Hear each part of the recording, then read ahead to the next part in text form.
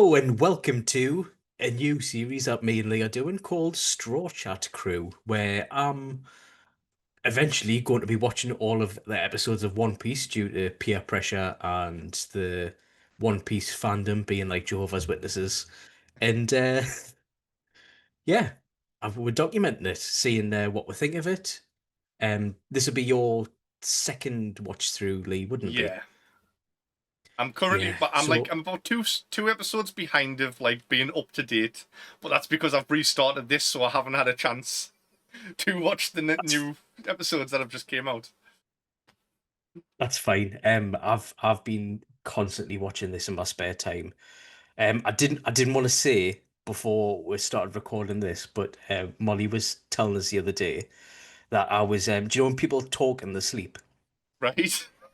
So I didn't know this until the next morning, but apparently I turned around, shoved Molly away, and disappointingly said, "Oh, this isn't the One Piece."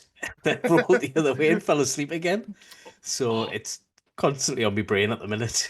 right, just in my head there, I just got a like image of you pushing Molly out the bed, going "Gum gum rocket." I should have done that. That would have been funnier. But yeah, as soon as I said to Lee that I wanted to do this, he was just like, "Yeah, I'm definitely up there for anything to do with One Piece." So you have kindly broken up the whole series into arcs and manageable 60 odd episodes Yeah, for we. So for this, I've watched a little bit ahead of this, but I'm up to I've watched episode 1 to 61, which was the East Blue arc, East Blue Saga. Yeah, East Blue saga, with the introduction of the characters and everything. And yeah, do you want to get into what happens and the major plot points, and we can yeah. talk about it? So the first arc that we get is the Romance Dawn saga. Um, Technically, this isn't the first thing that ever happened in One Piece. Um, so, just a little bit of information about the history of One Piece. Before this, Right. uh, I might butcher his name here, Ichiro Oda, um, the creator of One Piece, he did release a couple of versions of this beforehand, which was still called One Piece, but it seemed a bit different, and there was different types of pirates. So there was like two versions of pirates. There was good pirates and bad pirates. I can't remember the names for them, but it was like Buccaneers and something else or something like that. Right. And then he kind of scrapped that, and then he started all over again with the Romance Dawn kind of stuff. Um, Although I don't actually think Romance Dawn was part of the manga. I think this is only part of the anime. Um, Right. so anyway, just to get past that, that there was That's previous fine. versions of One Piece. Um, the anime starts from Romance Dawn, and we get the introduction of Monkey D. Luffy, a young boy made of rubber who wants to be king of the pirates. So to be king of the pirates, he has to conquer the Grand Line, which is a strip of ocean across the world, separated by the Red Line, which is a landmass going across the middle. Somewhere in the Grand Line, there is an island where Goldie Roger, the king of the pirates, who was being executed about 20 years prior to where we find Luffy at the moment, um, Mhm. he has hidden his treasure, aka the One Piece, on a specific island somewhere in the Grand Line. And this him being executed screams out saying, "You want my treasure? You can have it. All you have to do is find it." And this inspires loads of people to become pirates and set sail to conquer the Grand Line and find this treasure.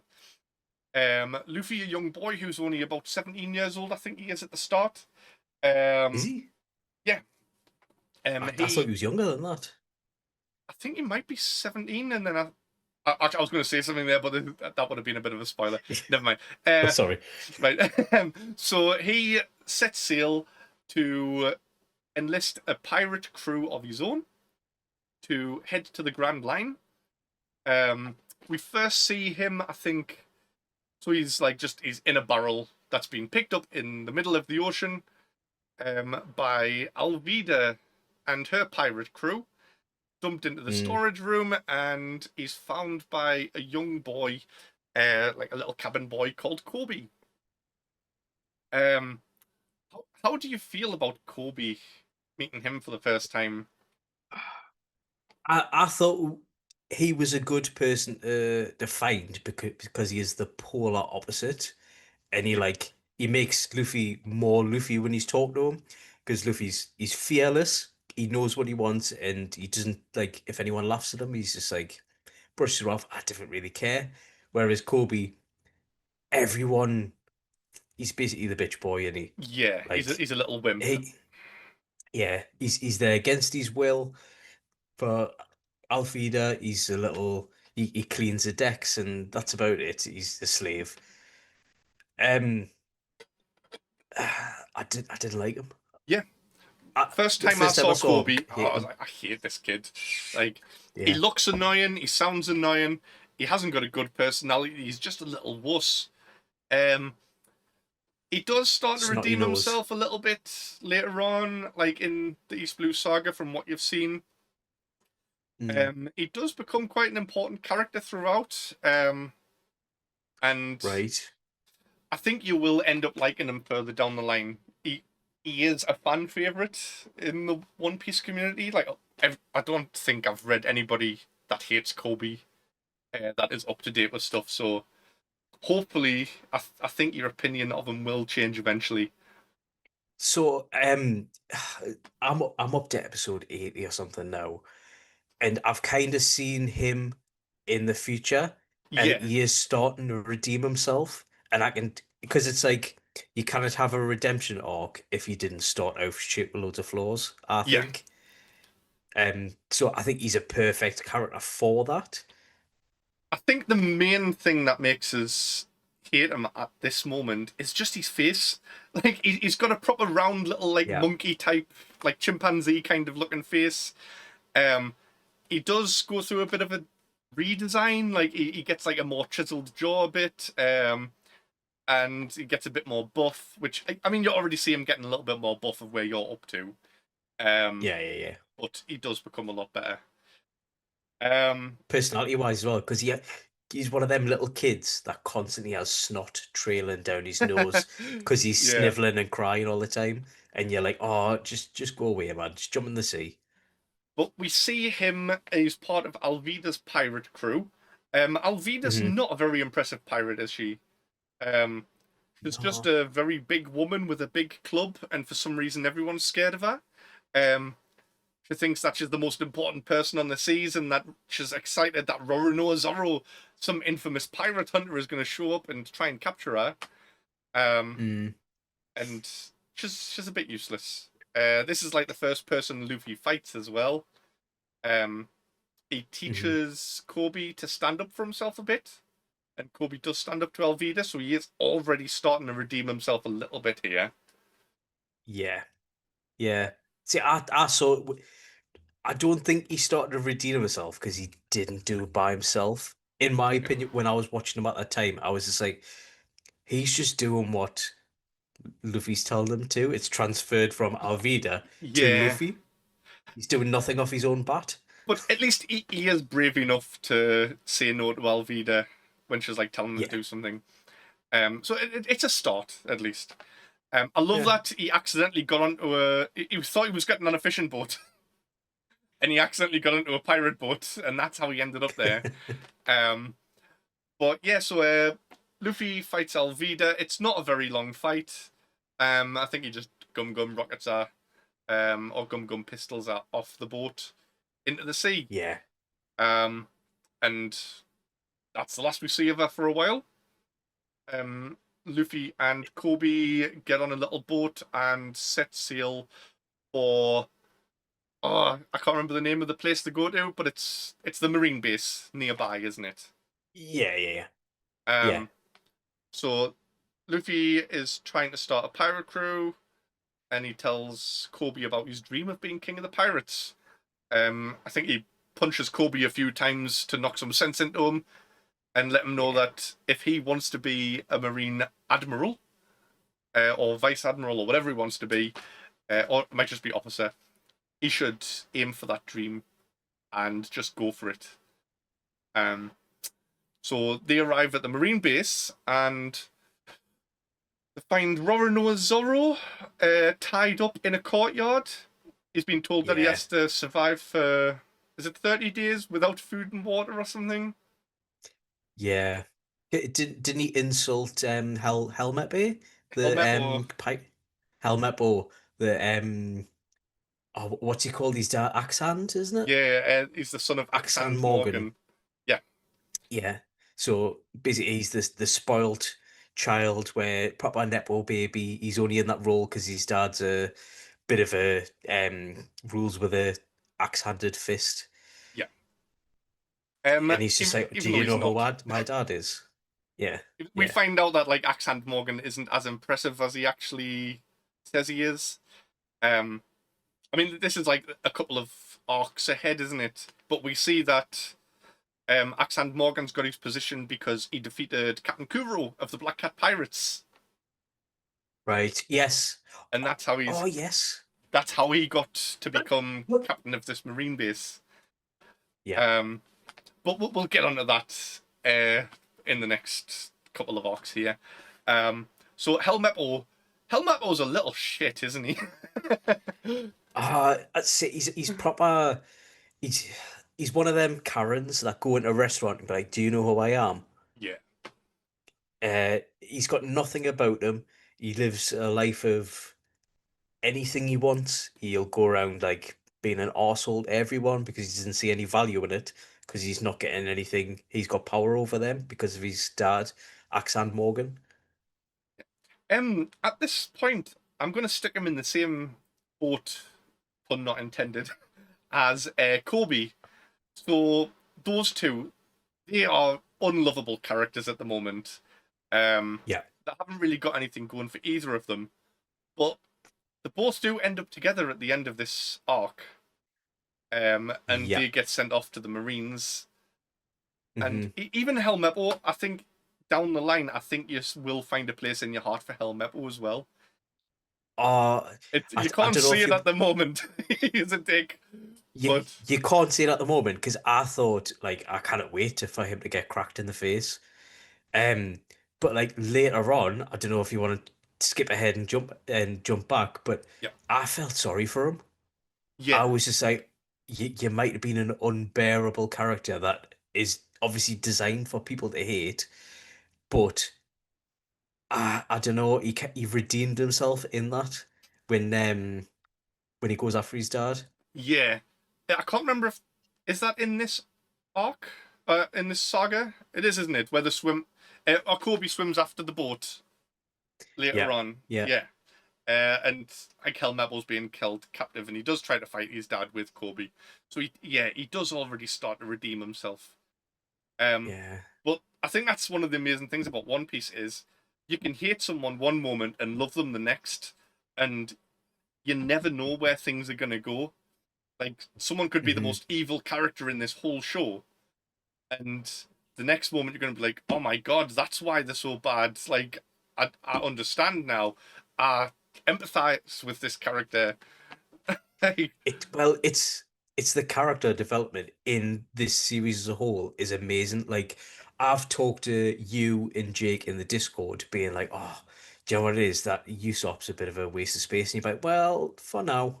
yeah, we've both been saying like, "Oh well, Usopp does. He Wait has till his later good on. moments. Usopp is Yeah, always going to be a bit of a wuss, but he is useful in his own way. So yeah, Zoro's held in the courtyard. Helmeppo is basically showing up every now and then to take the piss out of Zoro um yeah, and just to like rub it in, beat him up a little bit, kick him while he's down essentially. Um, Luffy meets Zoro and tells him that he wants Zoro to join his pirate crew. Zoro's a pirate hunter at the moment, so there's no way that Zoro can see this happening because it just goes against yeah, everything he stands for right now. Um, but then find out that Zorro won't be released after 30 days, and Axe Morgan just plans to kill him. Yeah, So this yeah, flips the table a bit, and Luffy helps him escape, goes to get his swords. I think Nami's there at the time as well, isn't she? Trying to steal a map of the Grand Line. yes, She finds a map inside Axan Morgan's safe, which isn't a map. It's just a note from Buggy saying, "I've stole the map." Ha ha ha. yeah. Um, and we'll get to see who Buggy is soon. Um, so But Zorro it and oh yeah, I was just gonna say it does show like another theme that I've found just from watching first 61 episodes, where it's just like the Marines in this, which are like the police of this world. Uh, they're not exactly the good guys. Like Aksan Morgan's a high-ish up. He runs the base basically. So you think, oh, he must be a good guy. He's after pirates, protecting the people. Nah, he's been getting away with it for years, and he's mistreating the civilians, and he's been a right wronging. yeah. The Marines, they're supposed to be the good guys and keeping the peace, but you've mentioned outside of this podcast that like there there's like mysteries with the world government and what are they hiding, things like that. Yeah, Yes, there is like hierarchy to the world government, and the Marines. So like the Marines answer to well, there's like the captains, then the lieutenants, vice admirals, admirals. Then there's the world government, which basically tell the Marines what to do. There's a lot of secrets which I can't say anything about yet, and we don't find out about some yeah, of these things for a long time. But let's just say there's not a lot of difference between the world government in this show and right. uh, the governments in real life, where let's just say the victor writes the history books. We'll put it like Yeah, that. So because they're in charge, right. they get to narrate what is and what isn't true. Hmm. Um, so there is a lot of mysteries to uncover as we go through this, and everything things that Right, you hear that the world government have mentioned, or what anybody says, going, "Oh, well, this is a tale about this." It couldn't be. It might not be the case. right. Take Okay. Because everything you learn in this with a grain of salt. that instantly makes us think of Gold Roger in his execution. But I have specifically told Lee before we started this that I'll have a lot of questions that Yeah, may be answered in later series. I'll ask them, but I don't want you to answer them and spoil it for us because I yeah, genuinely do want to find out by myself. Um, I've said you can say if it is answered in a later season or if it's not answered or it's not been touched on yet. Because I remember the point I'm up to at the minute, I mentioned two characters. I'll not say which ones. And then I think it was Jake, and he was like, "Oh yeah, they've just been reintroduced 1,000 episodes later, yeah, like out of the blue." Um, so it could be touched on. So the questions whether if they're not answered straight away, they could be answered in 1,000 episodes. And yeah, if that's the case, you can say, yeah, oh, it's answered later on. Don't worry about it. Just look out for it. yeah. Of course. Like I But said, you I but don't you're want not to going to spoil tell us. anything. I do not want to Yeah, spoil anything. I'll give slight hints which won't spoil things. Like the fact right. that the world government do have secrets, but that's just like any government. Um, but yeah. So, where were we up to? So Zoro and Luffy have was Hell, oh yeah, Helmeppo's chinning Zorro on the cross thing. yeah. Luffy goes and gets And his swords from inside the marine base, comes back and saves Zoro from being shot by a firing squad. Three swords, yeah. yeah, Um, and they take on all of the Marines and then take on Axehand Morgan as well. I think this is one of the first actual proper fights that they have, because the Alvida fight isn't really a. It's not a no, no. battle that you're worrying about. Luffy takes her out with ease. That's more of a, oh, by the way, Luffy's a rubber man kind of introduction to that, isn't it? Yeah. It's not really a fight. Yeah, but the Axe Hand Morgan one, they do actually have to put a bit of effort in. Um, I still think it's a bit one-sided with Luffy and Zoro. Um, but yeah, the defeat Axe Hand Morgan. He gets taken away and arrested for being like a corrupt officer. Um, and anything else from this one? No, I don't think so. So by the end of this, I've seen the introduction of Roronoa who looks amazing in this. Like he's the proper broody hard nut who's just like, no, I'll because Luffy tries to give him water during this when he's hung up on the Yeah, cross, and he's like, no, I've been told that I'm going to be free. I would keep my word, so I'm assuming that he's going to keep his word as a Marine. So yeah. I'm not going to betray that. So you can tell he's a man of like character.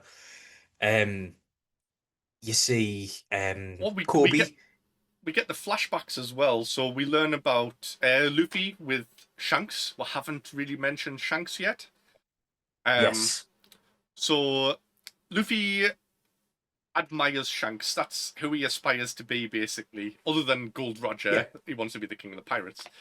But Shanks is the one who basically got Luffy to go, "Oh, I want to be a pirate as well. These guys are so cool." We see yeah, Shanks and his crew fighting some mountain bandits. Um, and then Luffy gets the Gum Gum fruit. No idea yeah. why Shanks and his crew had it. Um, why didn't any of them eat it when they had it? Where were they planning on taking it to?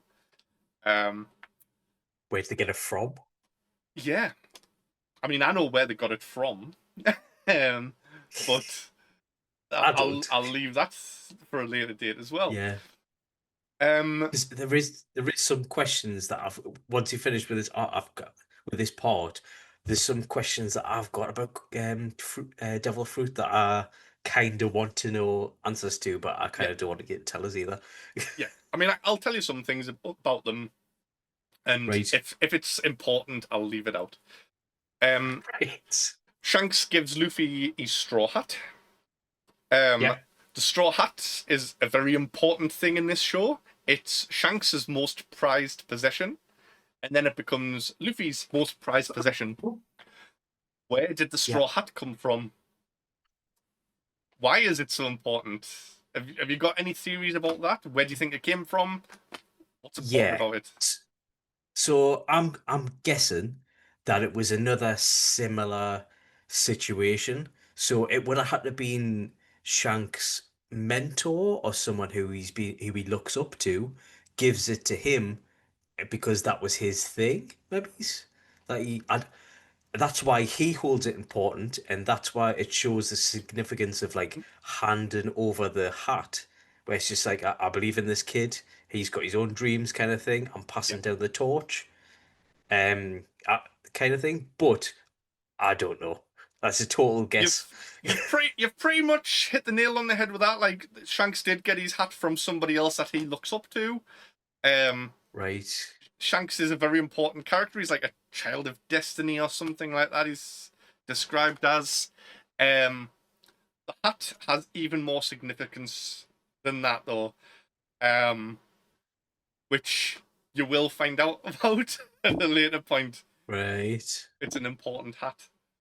Um, Right. you might think, oh, See, did it belong to the King of the Pirates? It's even more important than that. uh, That's the only thing that I'm going see, to say. I do have a right. I've got a little straw hat here, but I'm refusing to wear it until I'm caught up with all the episodes. Right. You have. This is your second watch through, and you're kind of caught up, so you I know mean, the law. like I said, I'm behind 2 episodes on the anime, but I am up to date with the manga. So I'm currently waiting for issue 1161 of the Mm. manga to come out, which doesn't come out for another week because it's on a break and there's important stuff happening that I'm dying to know about. Oh, it's so frustrating. Hurry up, Oda. Do you know what it is? This is the part I love where it's just like I've got so much to watch and learn about, and you're on the other end where you're caught up. That's what I used to hate about being caught up with things. Do you Yeah, know, like when you watch a series and you can just binge it if you want to. Well, when so the current arc that we're on at the moment in the anime is the Egghead arc, which this hoodie's from. Wait. Um, Hey. and I stopped at the end of the Wano arc, which was the one before that, and just let this all build up because I was like, I just want to binge it. Like I've already know what's happened because of the manga, but I just want to binge the anime. And I Yeah. thought I was like all caught up with the anime, but then I binged it all, and it's like just right at the end of the Egghead arc, and it's like, oh man, I've still got to wait. Like I've probably still got like another 3 episodes until that arc's finished. Damn it. And Yeah. then we'll get another one after that. I was about to say what the name of the next one is, but that might ruin something from something that you've seen already. Uh, so I'll keep my mouth shut. No, don't say that. Don't say that. um, so right, where were we up to there? So they've defeated Axe Hand Morgan, and Yep. this. Oh, right, Zoro's past as well, man. Zoro's flashbacks. So we get to see him as a little kid training to be a swordsman, and Yeah. he joins a dojo, and he makes a frenemy with Kuina, the daughter of the Yeah. dojo master.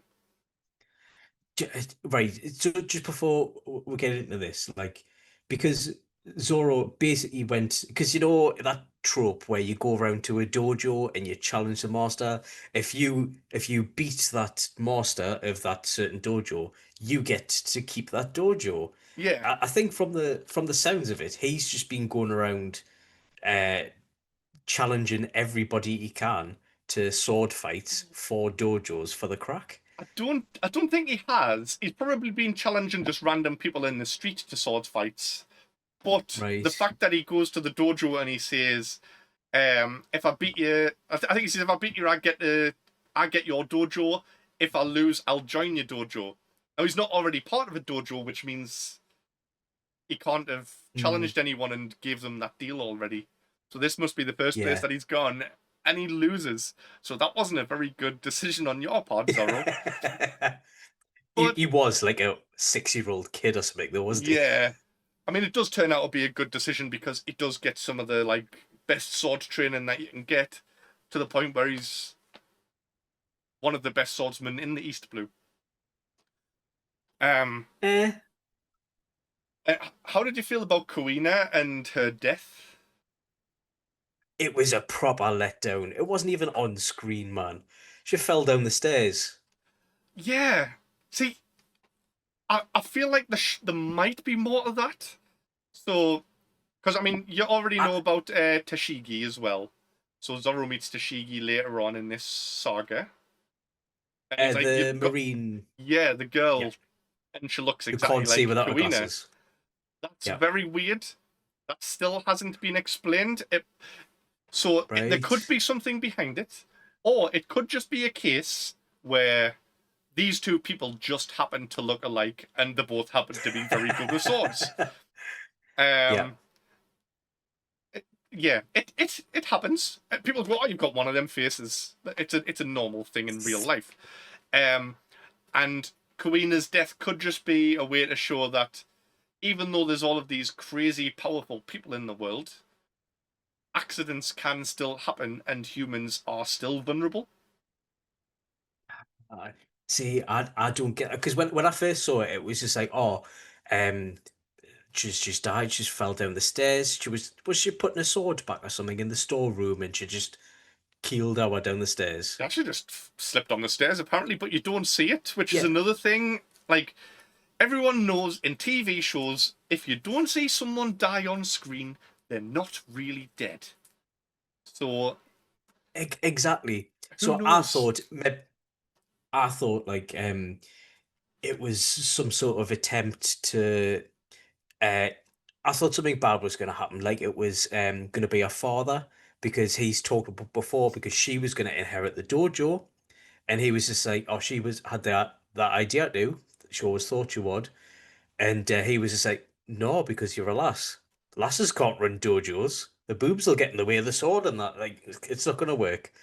Um, I and mean, I I think thought, I oh think it well, handled all of the like sexist kind of stuff really well as well. where she's like, "Oh no, I'm a girl, so eventually you'll get stronger than us," and Zoro's just like, "Listen, mate, that's bullshit. Don't use that as an Yeah. excuse. You could be the world's greatest swordsman, and let's just race to see who can get there. One of us will achieve that dream." Yeah. It handles it really well. Because why can't you be the world's Yeah. greatest swordsman? Yeah. Well, because you fell down the stairs. Well, yeah, obviously. She should have ate the stair fruit. One more thing that I want to ask you about, so Shanks loses his arm when he's saving Luffy Yeah. as well. We see Luffy can't swim because he's ate a devil fruit, and that takes away your ability to swim because you're cursed by the sea. Shanks shows up and saves him, loses an arm to a Sea King, and